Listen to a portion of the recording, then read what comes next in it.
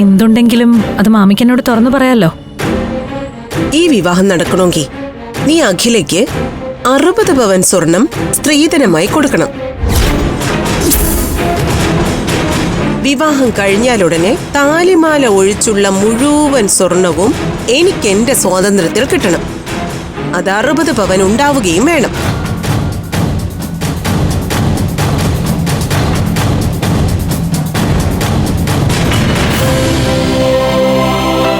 നിന്റെ അനിയത്തി ആകാശിനെ ഭർത്താവായി കിട്ടാൻ എന്തുമാത്രം ആഗ്രഹിക്കുന്നുണ്ടെന്ന് അത് കണ്ടാൽ തന്നെ മനസ്സിലാവില്ലേ?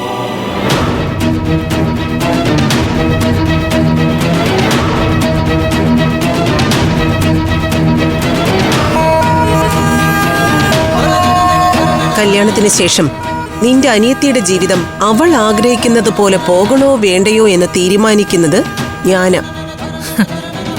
എന്റെ അനിയത്തിക്ക് 60ഓ അതിൽ കൂടുതലോ സ്വർണം കൊടുക്കാൻ ഞാൻ തയ്യാറാ.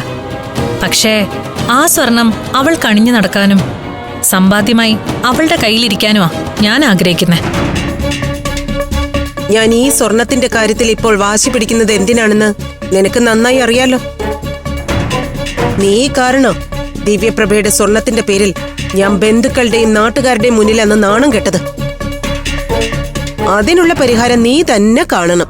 ഇതെന്തൊരു ചതിയാണ്. നീ പറഞ്ഞതുപോലെ നിന്റെ അനിയത്തിക്ക് നീ കൊടുക്കുന്ന സ്വർണം അണിഞ്ഞു നടക്കാൻ ആഗ്രഹിക്കുന്നുണ്ടെങ്കിൽ 60 പവൻ അവൾക്കും 60 പവൻ എനിക്കെന്താ? എങ്കിലേ ഈ കല്യാണം നടക്കൂ. നീ നല്ലോണം ആലോചിച്ചൊരു തീരുമാനം പറഞ്ഞാ മതി.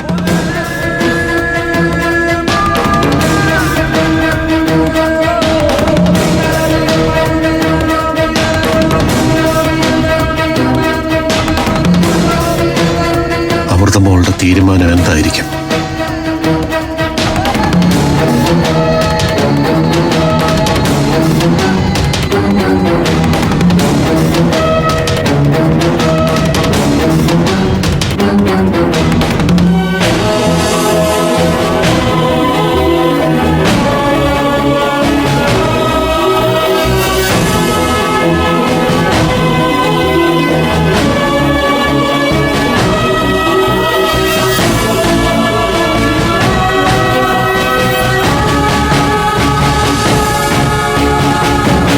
ആലോചിക്കാൻ ഒരു ദിവസത്തെ സമയം ഞാൻ തരാം. എന്നിട്ട് മറുപടി പറഞ്ഞാ മതി. ഈ കാര്യത്തിൽ എനിക്ക് ആലോചിക്കാൻ ഒന്നുമില്ല. എന്റെ അനിയത്തിക്ക് വേണ്ടി 60 പവൻ സ്വർണം ഞാൻ തരാം. പക്ഷെ കല്യാണം 3 മാസത്തിനുള്ളിൽ നടക്കണം.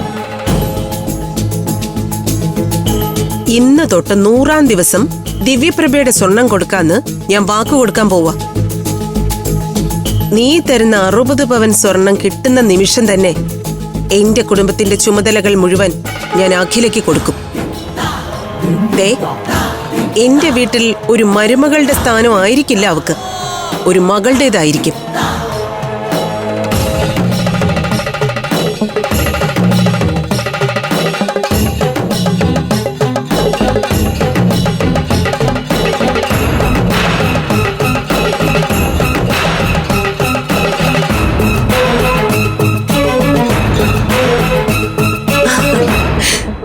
ഞങ്ങൾ തമ്മിലുള്ള എല്ലാ പ്രശ്നങ്ങളും തീർന്നു.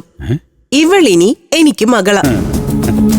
ഈ സ്നേഹവും വാത്സല്യവും വർഷങ്ങൾക്ക് മുമ്പ് കാണിച്ചിരുന്നെങ്കിലേ പഞ്ചരത്നങ്ങളുടെ ജീവിതം ഇപ്പോഴുള്ളതിനേക്കാൾ വലിയ നിലയിലാവുമായിരുന്നു.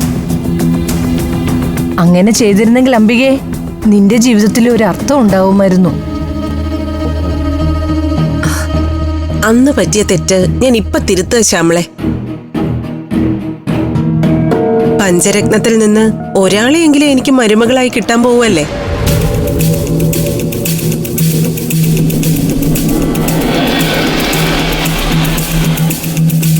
അഭിമന്യുന്റെയും വിവേകിന്റെയും ഫാമിലിയോട് സംസാരിച്ച് വേണം എൻഗേജ്മെന്റിന് ഡേറ്റ് ഫിക്സ് ചെയ്യാൻ. അവർ കൂടി അവരുടെ ഡേറ്റ് തീരുമാനിച്ചാൽ മതി. അങ്ങനെയാണെങ്കിൽ കല്യാണ തീയതിയും എൻഗേജ്മെന്റിന് മുമ്പ് തന്നെ തീരുമാനിക്കണം. എങ്കിലല്ലേ എല്ലാവരുടെയും കല്യാണം ഒരുമിച്ച് നടത്താൻ പറ്റൂ. സ്വാമിനിയമ്മയോട് ചോദിച്ചിട്ട് ഒരു നല്ല തീയതി കുറിപ്പിക്കാം.